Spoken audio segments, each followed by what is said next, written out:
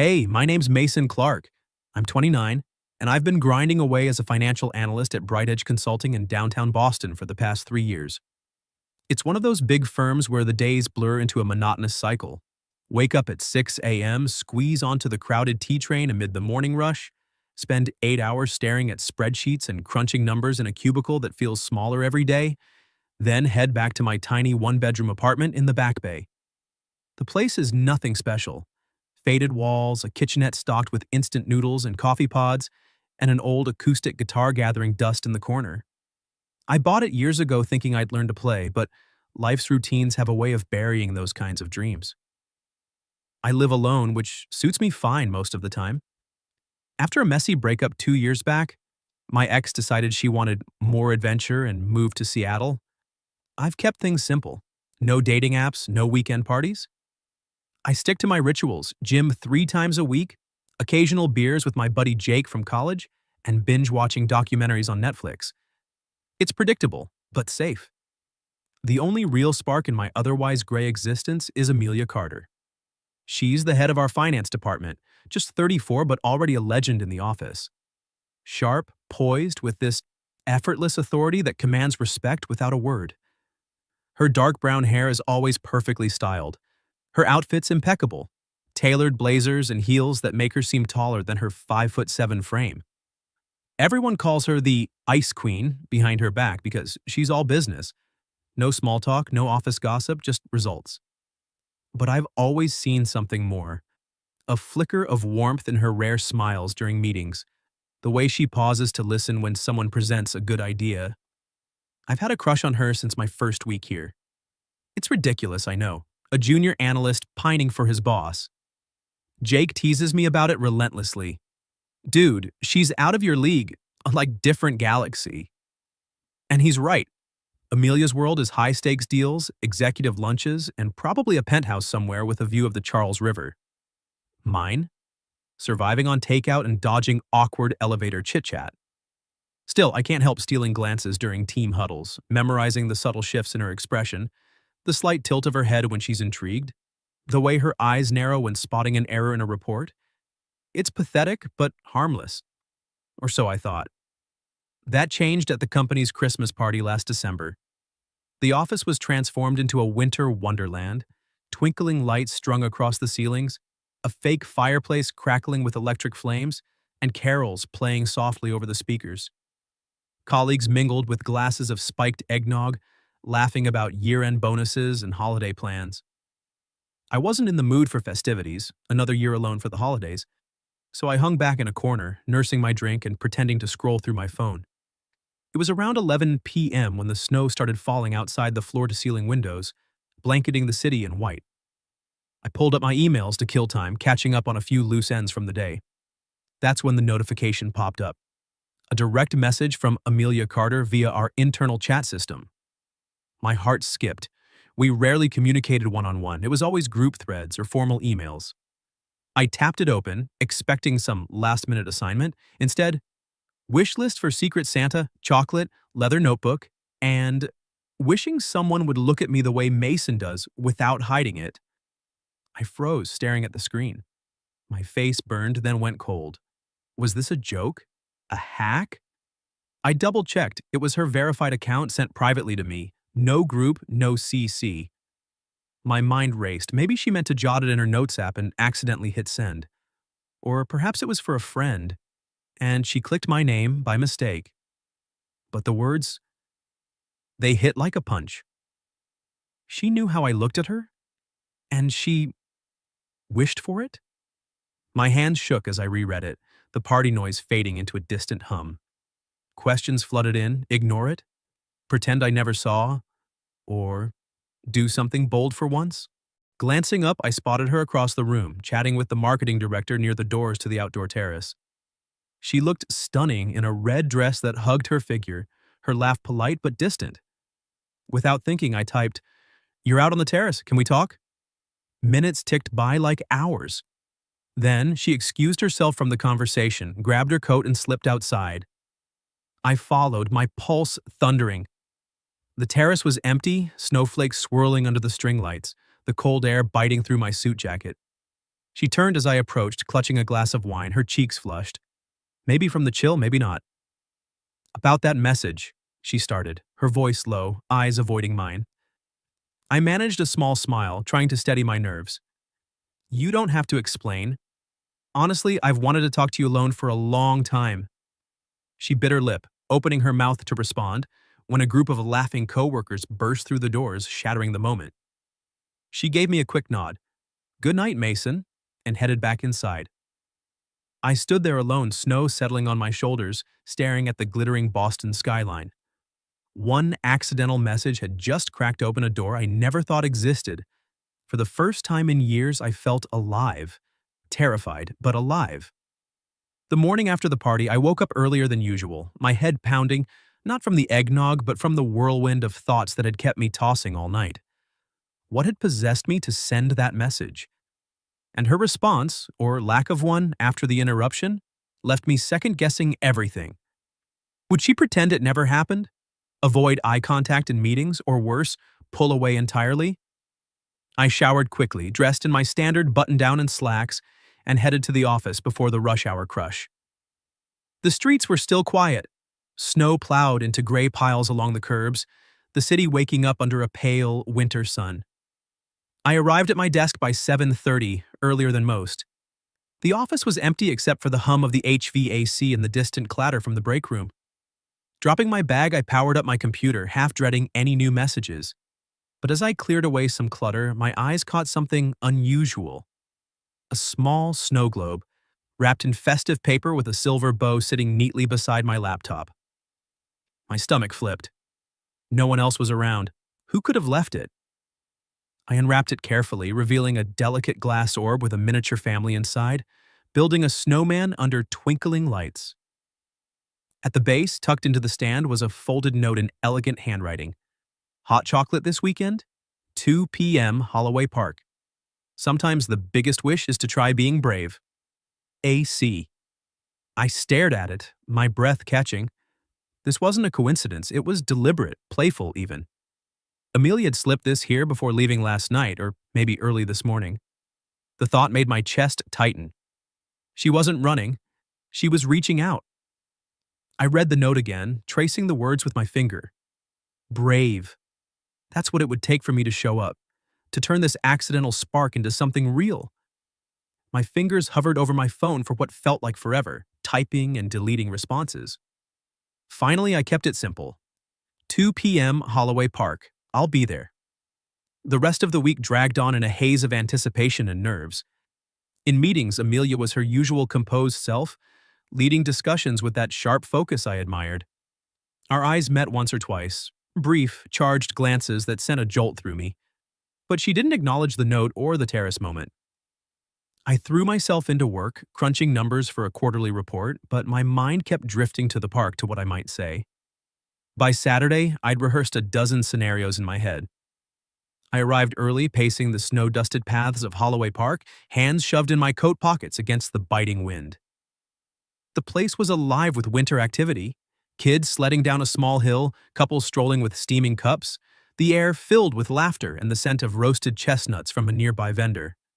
At exactly 2 p.m., she appeared at the gate, bundled in a green scarf and white wool coat, her hair loose and catching the light. No power suit, no clipboard, just Amelia, looking relaxed, almost vulnerable. She spotted me and waved, her smile genuine, without the office polish. Mason, she said as she approached, her voice warm. Glad you made it. Shall we grab those hot chocolates? We walked to a nearby stand, ordering 2 larges with extra marshmallows. Settling on a wooden bench overlooking a frozen pond, we watched families skate in wobbly circles. The silence wasn't awkward. It felt like a shared breath after last night's chaos. She spoke first, stirring her drink. About the globe. I thought it might be a fun way to continue the conversation we started. I nodded, wrapping my hands around the warm cup. It was perfect, and brave. Your words, not mine. She laughed softly, a sound I rarely heard at work.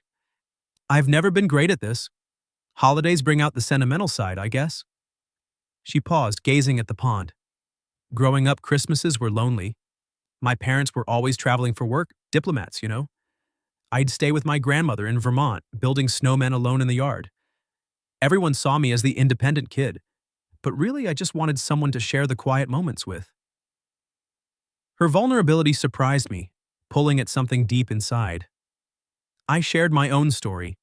Holidays spent in a small Boston suburb, parents divorced early, me shuttling between houses with forced cheer. I always felt like an outsider, I admitted, watching everyone else with their perfect families, wondering why I couldn't have that. Amelia turned to me, her eyes searching mine. If you liked someone, really liked them, but worried it could complicate everything, what would you do? The question hung in the air, direct yet tentative. I met her gaze. I'd take the risk. Regret from not trying hurts more than any fallout. Her smile softened, reaching her eyes this time, a real, unguarded warmth. We talked for hours as the sun dipped lower, about books we loved. She favored classics like Jane Austen. I confessed to sci-fi escapes, music, her secret passion for indie folk, my failed guitar attempts, and dreams deferred, her ambition to travel Europe solo, my quiet hope to start a side hustle in financial consulting for small businesses. By the time we parted, the park lights flickering on, I realized this wasn't just a boss-employee chat. Amelia wasn't the untouchable executive, she was a woman who'd built walls to protect a heart that had been hurt before. In the days that followed, our interactions shifted subtly. A quick coffee run after a late meeting turned into lingering conversations about our favorite Boston spots. A shared elevator ride became an invitation to walk through the common, where she opened up about a past relationship that ended badly, leaving her wary of connections. I told her about my ex's abrupt departure, how it made me question if I was enough. Each encounter peeled back layers, no rush, just honest exchanges that built a quiet bond. For the first time, I saw the real Amelia, strong but seeking softness, guarded but yearning for trust. And in her, I found the courage to step out of my shell. A few days after our park date, the bubble burst in the worst way possible. It started innocently enough, a quiet Monday morning at the office, the kind where everyone's nursing post-weekend coffees and easing into the week. I'd just settled at my desk reviewing a client portfolio when my inbox pinged with an urgent all-hands email from HR. The subject line was bland. Reminder, company policy on workplace relationships. My stomach dropped. Attached was a forwarded anonymous complaint, stripped of sender details but loaded with venom. Mason Clark and department head Amelia Carter are engaging in an inappropriate relationship, violating company ethics and potentially compromising decisions. Investigate to protect our firm's reputation. I read it twice, my screen blurring as panic set in. How? Who? We'd been discreet. Coffee runs after hours, walks in public parks. No one could know. But the details were too pointed. Mentions of lingering glances in meetings and weekend outings. Someone had been watching, piecing things together. By lunchtime, the whispers had started. As I grabbed a sandwich from the break room, I caught snippets. Did you hear about Mason and Amelia? Classic, young guy climbing the ladder. She's too smart for that, must be a midlife thing. I kept my head down, but the stares followed me back to my desk. Colleagues I'd joked with just last week now avoided eye contact, their conversations halting when I approached. The rumors snowballed fast. By afternoon, my phone buzzed with texts from Jake. Dude, office gossip blowing up about you and your boss? Spill. I ignored it, but the damage was done. An anonymous Slack DM popped up. Think you're special? She's just slumming it. Another. Watch your back. HR's coming for you. I felt exposed, like every glance I'd ever stolen was now public record. The Ice Queen label twisted into something uglier. Desperate cougar. And me? The opportunistic kid punching above his weight. It stung, not just the judgment, but the way it cheapened what Amelia and I had started building. Real conversations, shared vulnerabilities, a connection that felt genuine.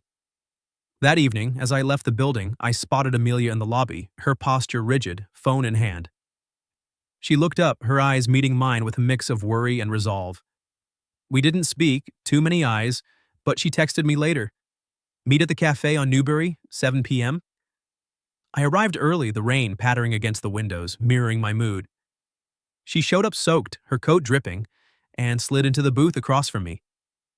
Mason, she said quietly, I'm so sorry. This is my fault. I should have been more careful.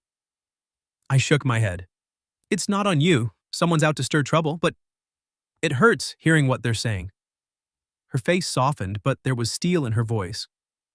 I've dealt with worse, but if this costs you, your job, your reputation, tell me now. We can stop. The words hung heavy.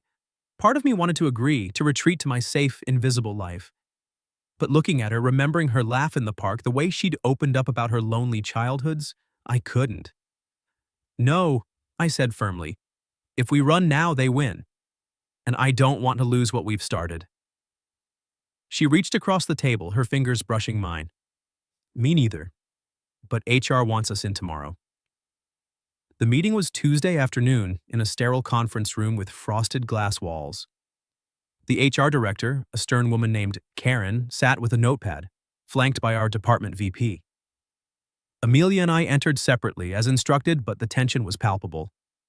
Karen laid it out. The anonymous email, the policy on fraternization, the potential for perceived favoritism. We need statements from both of you, she said. Any undisclosed relationship could lead to disciplinary action. Amelia went first, her voice steady. Mason and I have developed a personal connection outside of work hours. It hasn't influenced any professional decisions. We're prepared to disclose it fully and comply with any guidelines, separate reporting lines, whatever's needed. I nodded, my throat dry. I echo that. My performance reviews speak for themselves. If transferring me to another team helps, I'm open to it. But this isn't about shortcuts, it's about two people connecting honestly. Karen jotted notes, her expression neutral. We'll investigate further. In the meantime, keep interactions professional. Leaving the room, Amelia whispered, "Thank you for standing up. Not everyone would." But the storm raged on. Over the next week, the gossip intensified. A senior colleague pulled me aside in the hallway. "Kid, think about your career. She's got power. You don't." Anonymous emails kept coming. "You're just a phase for her. Resign before you're fired." I lost sleep, replaying every interaction, questioning if I'd been naive. One night, staring at my ceiling, I nearly texted Amelia to end it. The pressure was crushing, my job, my privacy, all at risk. Then came the breaking point. Thursday evening, after a grueling day of sidelong glances, I got a call from Amelia. Her voice cracked. "Mason, can you come over? I need to talk." I rushed to her apartment in Beacon Hill, a sleek, modern space with floor-to-ceiling windows overlooking the city lights. She opened the door in sweats, eyes red from crying. "They found out who sent the email," she said, collapsing onto the couch. "A disgruntled former intern I let go last year, but the damage? It's everywhere." I sat beside her, pulling her close. She buried her face in my shoulder. "If this ruins you, I'll never forgive myself. We can stop." Say it was nothing. Tears stung my eyes. "Amelia, look at me." She did, vulnerable in a way I'd never seen. "I was invisible before you, safe but empty. This, us, it's worth fighting for. If we have to leave, we leave together. But I'm not running." She searched my face, then nodded slowly. "Okay, together." That night, in the rain-soaked quiet of her living room, we made a pact. Face it head-on, no hiding. We drafted a joint statement for HR, emphasizing transparency and commitment to the company's values. As she fell asleep in my arms, I realized this wasn't just about surviving the scandal. It was about choosing each other, flaws and all. The waves crashed harder, but for the first time, I felt unbreakable. After 2 tense weeks of waiting, endless emails from HR requesting more details, follow-up interviews where we reiterated our story, and the constant undercurrent of office tension, the verdict finally came. An all-staff memo landed in our inboxes one crisp January morning. Following a thorough review, no violations of company policy have been found. We remind all employees of our commitment to a respectful workplace. No names mentioned, but everyone knew. The anonymous complainer, a former intern with a grudge as it turned out, had been dealt with quietly, their access revoked and a warning issued. Relief washed over me like a wave, but it was bittersweet. The ordeal had left scars, fractured trust with some colleagues, a lingering wariness in the air. To mitigate perceptions, as HR phrased it, I was offered a lateral move to the project development team, a role I'd eyed for months but never pursued. It meant leading smaller initiatives, collaborating with cross-departmental groups, and stepping out from under Amelia's direct supervision. I accepted without hesitation. "This isn't a demotion," Karen assured me in our final meeting. "It's an opportunity." And she was right. My first week in the new position felt like breathing fresh air. New challenges like analyzing market trends for emerging clients, and a team that judged me on merit, not rumors. I dove in, staying late to master the software, earning nods from my new manager. The gossip faded, replaced by casual "congrats on the switch" comments in the hallways. People moved on. Workplace drama has a short shelf life. Amelia, meanwhile, emerged stronger. The Ice Queen moniker dissolved as word spread of her poise under fire. She became a quiet icon for authenticity. During a company town hall, she addressed the elephant in the room indirectly, speaking on work-life balance and the importance of personal integrity. "We're all human here," she said, her voice steady. "Let's focus on what unites us, delivering excellence." Applause followed, and I watched from the back row, pride swelling in my chest. Colleagues sought her advice more openly, even the skeptics softened. She didn't just survive the scandal, she owned it, turning vulnerability into strength. With the dust settling, our relationship deepened away from prying eyes.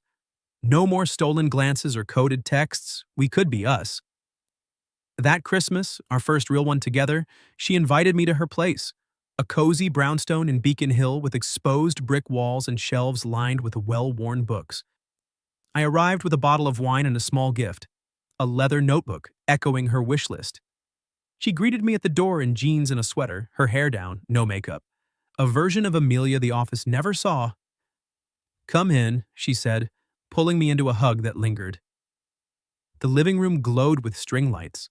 A half-decorated tree stood in the corner, boxes of ornaments scattered around.